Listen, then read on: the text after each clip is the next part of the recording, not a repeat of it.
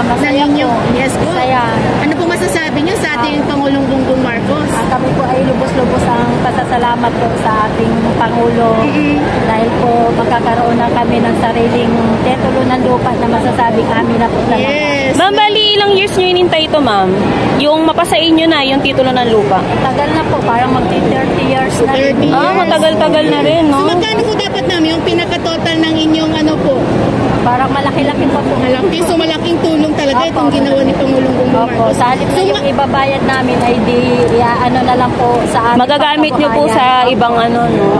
Ngayon lang po talaga nangyari ito sa inyo, ma'am. Wow, no? So, any additional words po, ma'am, para sa ating Pangulong Bongbong Marcos? Dahil makikita na po natin siya ngayon. Maya-maya. Sana po marami pa po siyang matulungan na katulad din po namin mahihirap. Opo. Hindi lang po, hindi lang sa amin, kundi sa marami pang kababayan.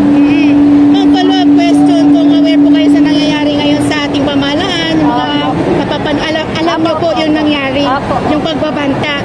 Ano po ang opinion niyo doon, ma'am, bilang mamamayan, karapatan po natin, no, na, at saka dapat din ma-express natin yung ating opinion. Ano po masasabi niyo doon?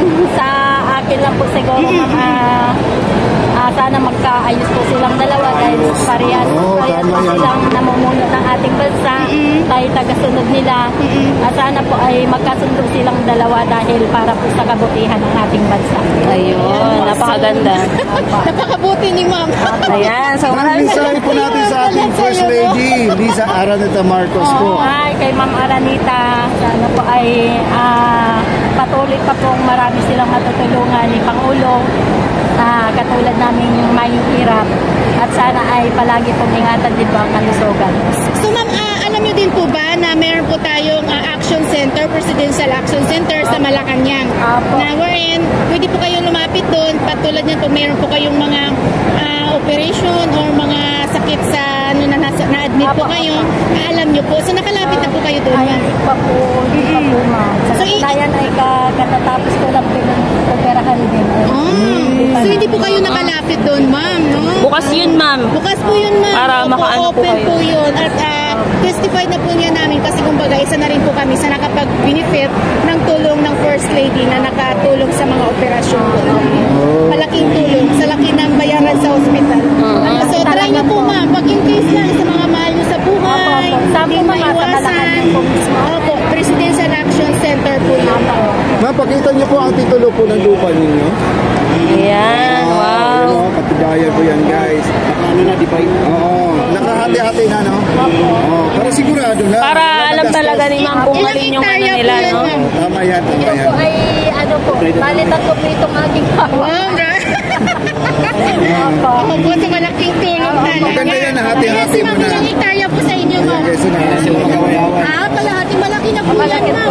Ma'am, ikaw, ma'am, anong masasabi mo, ma'am, sa pamahalaan natin kay PBBM? Maraming salamat sa kanya dahil inaano po niya na kami binigyan ng ganito libre sa aming Titulo ng lupa. Ma'am, kung kay ma'am 30 years, ilang years nyo hinintay, ma'am, na mapasain nyo tong titulo ng lupa? matagal din po. Siguro po nasa ilan po? Matagal din. Matagal din daw. matagal din. Ayun, no? So, Ayan. shout out sa ating mga Yan, sige po, salamat. Sana sa Mindanao na po, ma'am, katatapos ng Congratulations. Kami nandito. Ay, wow. Ay, ang aga ni ma'am. So, dahil maaga po kayo, ma'am, anong pakiramdam dahil makundo na po yung inyong bayaran sa land bank? Masaya po, ma'am, kasi wala na po kaming isiping bayaran. Yes, so, so ano man mensahe niyo po sa ating Pangulong Marcos?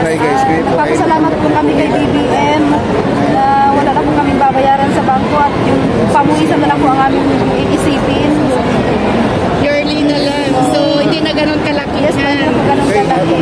Ilang years mo hinintayan, ma'am, yung titulo ng lupa? 10 years po. Matagal din, Bali, napakalaking talaga yan. Kumbaga, ginhawa. Kasi, kumbaga, wala ka na talagang babayaran ito, Ito ma'am, kuhain lang po namin ang opinion niyo sa mga nangyayari ngayon sa ating gobyerno. Kung na-aware po kayo doon sa mga sinasabi ng Vice President na pagbabanta po sa buhay ni Pangulong Bongbong Marcos. Ano po yung opinion niyo doon, ma'am? Para sa akin, ma'am, parang hindi po maganda yung pagbabanta ni Vice Sara sa ating mahal na presidente. Kasi sila po, baka yung ating tinitangala bilang pinuno ng ating gobyerno, bago sila po mismo yung nagkakagano ng gano'n. Parang hindi po magandang sa pakiramdam na bilang maliliit na mamamayan ng ano. Kumbaga binoto para magserbisyo, di ba? Ay, yun nga po ma'am, tungkol naman po sa confidential fund, no? Ano pong mensahe nyo doon, ano pong opinion nyo dahil until now, ay hindi pa rin po nalilinaw kung saan napunta yung budget ng confidential fund and sa intelligent fund ng Department of Education. Bali, nasa 600 million yan, di ba? Ano pong yung mensahe nyo, ano po yung masasabi nyo doon? Yun po bang, di ba po sa education po, sa DepEd po. Sa DepEd Yes, yes po. Yung sana po yung napakinabangan ng ating mga estudyante, ng Yes. ating mga anak, bago hindi po napakinabangan at hindi po natin alam kung saan napunta. Oo, so karapatan po natin bilang Na malaman taxpayer. Opo, no? So okay lang po yan, no? Naglabas po kayo ng inyong opinion or hinaing. Kasi kumbaga, tayo po ay nagbabayad ng tax. Kumbaga, dito po kinukuha yung pampasweldo natin sa mga government official. So karapatan natin At saka yung yung budget na naaalat po sa mga provinces, galing din po kasi doon sa kumbaga sa tax. Opo. So dapat syempre bilang isang individual na Pilipino, dapat aware talaga tayo and alam natin kasi karapatan natin bilang Pilipino na malaman kung saan napupunta yung pondo ng bayan. Kasi syempre dapat sa atin yun eh. Kumbaga dapat nadidistribute yun sa bawat Pilipino, pero ang nangyayari, may mga corrupt na ibang nakikinabang, diba? Instead na mga Pilipino. Opo, ma'am. So malapit na po yung election, ma'am. Ano po dapat ang gagawin natin para dapat maging ano po tayo Matalino sa sa ating pagpili. boto? Ano po? Maging matalino po sa pagpili ng ating magiging pinuno. Yes.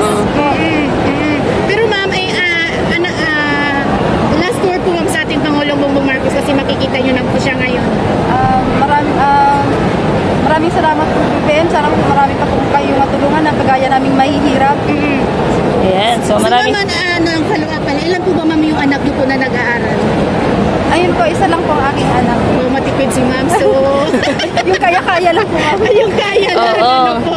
No, so, thank you ma'am sa inyong opinion. Ano po. So, thank you Yeah, very thank much you po. ma'am. Ingat po kayo. Congrats, ma'am! Ayan, so mga kababayan, and sobrang dami nga po ng mga kababayan dito sa May Lucena, kung saan excited na po sila para ma-receive ang kanilang mga titulo ng lupa, at yung ibang kababayan natin na makukondon nga po yung mga pagkakautang nila sa pamahalaan. Bongbong Marcos, pagkakalog sa amin ng libreng lupa. Walang itulong po sa amin yun.